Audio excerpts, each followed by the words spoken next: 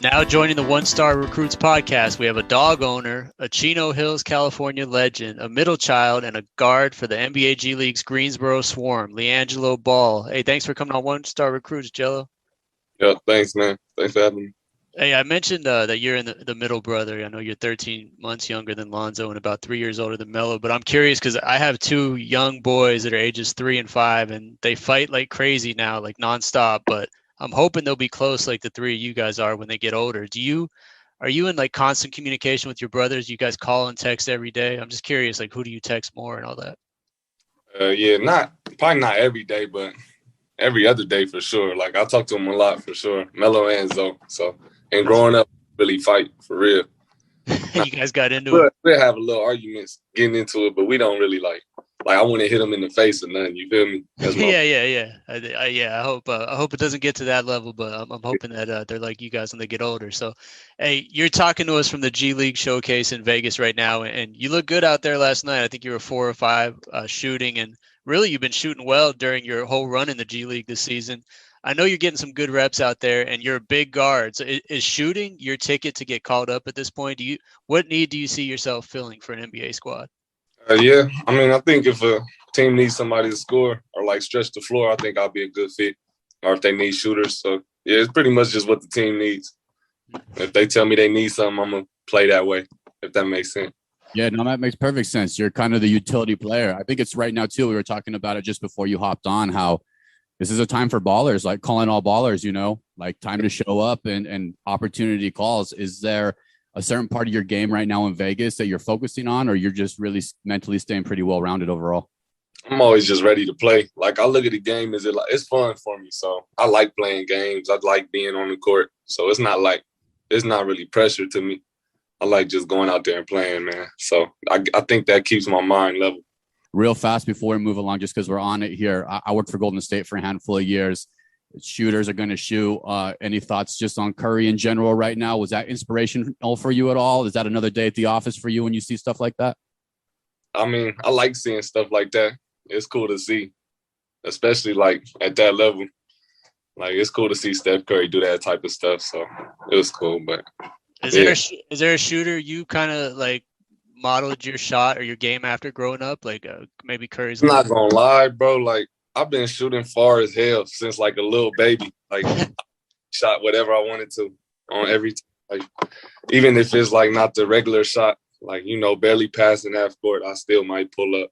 I've been like that since a kid, so I didn't really model my shot after no.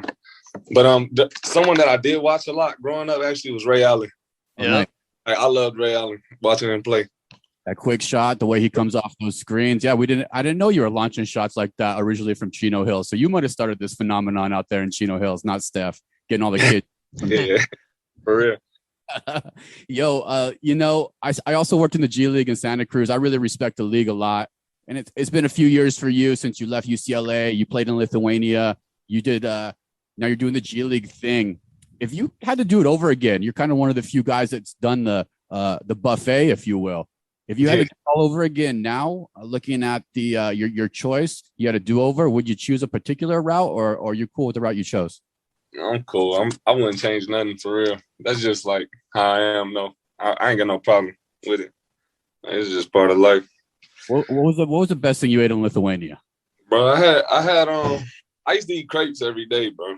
Eggs Benedict, stuff like that. I ain't really had too much to pick from for me. Listeners, do not sleep on crepes if you're overseas. That's actually great advice. And if you need a go-to, just that Nutella and banana is a banger. That's a great. I had Nutella crepes, bro, for breakfast, pretty much. Bro, there it is. Listeners, there it is. If you're overseas or if you want a holiday treat, actually, it's making me hungry. Actually, speaking of holidays, it's a holiday season. You got a close-knit fam, like Rich said. It's the holiday season. Is there a particular memory that you have that's holiday season that kind of around LeVar that most people may not know or think about? It's nothing like crazy. I mean, I get together with my family. I used to when we were younger and stuff. Like the whole family would get together at my grandma's house, have a good time. Like all my cousins. Best gift giver in that group, man. Best gift giver. I like my Uncle Vail. He just slap us money though. Straight. He'd be like, "Merry Christmas," just slap money on. I know you're an uncle now, man. You got to come correct with the gifts now. It's important for cool uncles, man, to represent. Yes, sir. Is there any kind of a situation where you're thinking about the holiday season and as far as just helping others, man, pretty you guys are in some prime opportunities. Is there something you're doing in the family, whether it's your brothers, your pops, yourself, either Chino Hills or beyond, giving back for the holidays? Back. I'm sure my pops is getting into something. Like, I ain't really talked to everybody right now, so I don't know what they're doing exactly right now, but I'm sure my pops might get into something. Go see them. You're focused on hoops, man. You're focused on hoops. Real quick, one last thing on hoops. If I'm telling everybody right now, they got to watch the G League showcase because I love it. I think the basketball's never been better. I think the quality of the game and the players have never been better. Just tell our listeners right now what people got to tune into this tournament and watch the Swarm play. It's good hoop, right? It's good basketball. Yeah, it's good hoop. I mean, and especially with everybody being out because of the COVID, I feel like players is more hungry. So it's for sure good style of play right now all around this league. Like now more than ever, you're going to see a bunch of these guys in the league soon. I mean, because of the health and safety protocol stuff, like a lot of these guys are going to be playing in the new year for sure. Those for sure. Like I think it really opened up a lot. Like everybody's playing more hard and stuff, trying to get to that next level.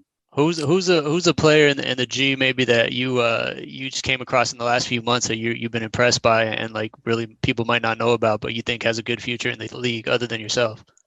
This dude Cam Mcgriff on our team. All right. He nice. I like his game. He play hard, get to the cup, can shoot it, stretch the floor good. Good players. I know we have some GMs in the G League and that listen to this podcast, man. So they're already on all you guys as far as you got going on. Rip, you want to do some fire rounds? I have so many questions for you, Gelo. I want to talk about Chino Hills. I have so many questions, but we'll wrap it up with our fire round for you, man. All right, thanks. Yeah, Gelo, we end every interview with the segment we call 1 star to 5 stars. We're 1 stars, man. We're the non-athletic guys. We're trying to get better with advice and tips from every guest we have on this pod. So I want to ask you a few questions that kind of run on a 1 to 5 star scale. So 1 being the lowest, 5 stars obviously being the highest. So you're big time on social media and your following has kind of blown up over the years. I think you're up to almost 3 million on Instagram with followers, but you only follow like 100 people. So I want to know, because you follow so few people, who is a 5-star follow in your opinion? Maybe someone that you always kind of look forward to checking out their stories or whatever. No, I don't really be on my gram too much. Like I don't look forward to checking out nothing, but man. That's the answer right there, Rip, for mental health is the answer. Is there somebody that you stop your scroll though? Usually just has something good. Is there? We're always looking to find better follows, bro. That's why we ask.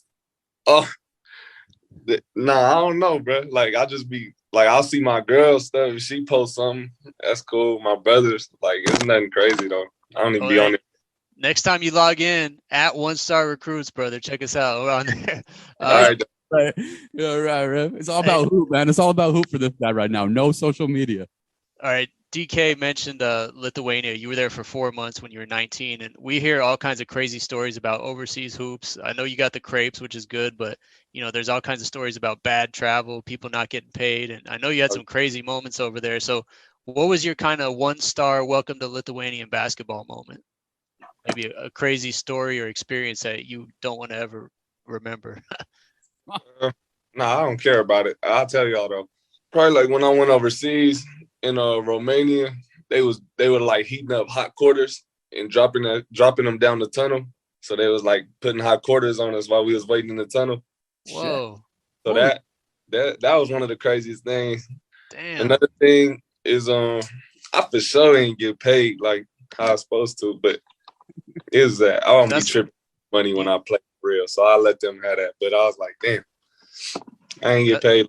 We had Bismarck Biambu on last week, and we said some rumors we heard too about over there. He said immediately, all fake news, all bullshit. Tread lightly is basically what he said.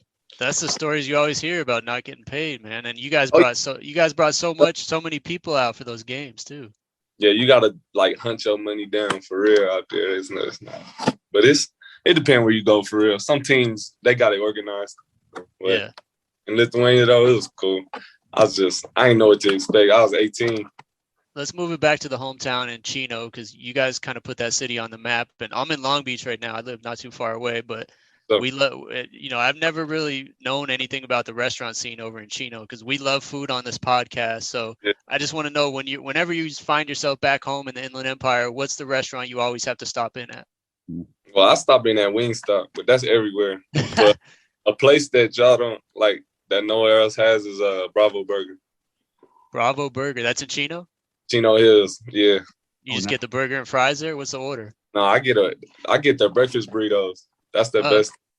But people don't know about breakfast burritos in Southern California. It's really the hidden gem. I like fish tacos, but breakfast burritos